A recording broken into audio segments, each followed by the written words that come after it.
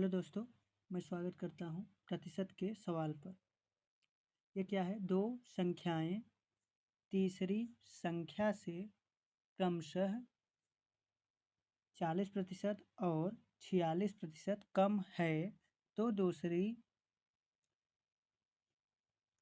संख्या पहली संख्या से कितना कम होगी, यानी कितना प्रतिशत कम होगी। तो सबसे पहले हम यहाँ पर तीसरी संख्या जो है मान लेते हैं पूरी ये 100।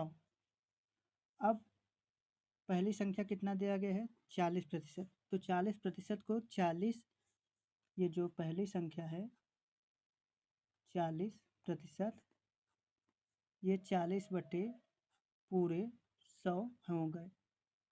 तो ये हमारा 40% यानी 40 संख्या आ गई। अब संख्या में पहली संख्या क्या होगी? तीसरी संख्या से कम है कितना? अब तीसरी संख्या कितना माने? 100।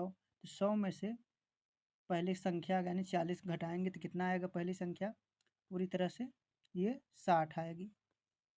और ऐसे ही दूसरी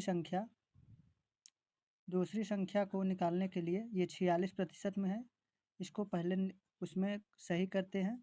तो 46 बटे 100 गुणित 100। अब ये काट देंगे तो ये 46 आ जाएगी। अब तीसरी संख्या से कितना कम है? यानी तीसरी संख्या क्या है? 100 माइनस 46।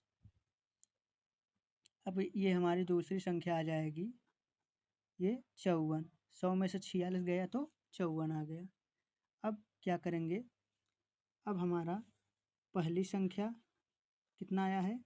ये 60 आई है। और दूसरी संख्या कितनी आई है? ये 54 आया है। और तीसरी संख्या कितनी आई है? ये हम 100 माने हैं। तब पहली संख्या और दूसरी संख्या का जो डिफरेंस है ये 6 आया है। तो 6 जो आया है ये पहली संख्या पर, तो पहली संख्या पर हम क्या निकालेंगे? ये प्रतिशत। तो प्रतिशत निकालने के लिए 6/60 हो जाएगा। अब ये काट देंगे, 1 0 6 0, 6 से 6 कट गया, कितना आया? ये हमारा 10% आ गया। 10% इसमें कहाँ है? 10% देखेंगे तो ये है, ये हमारा 10% आंसर हो गया। ऐसे ही प्रतिशत निकालते हैं।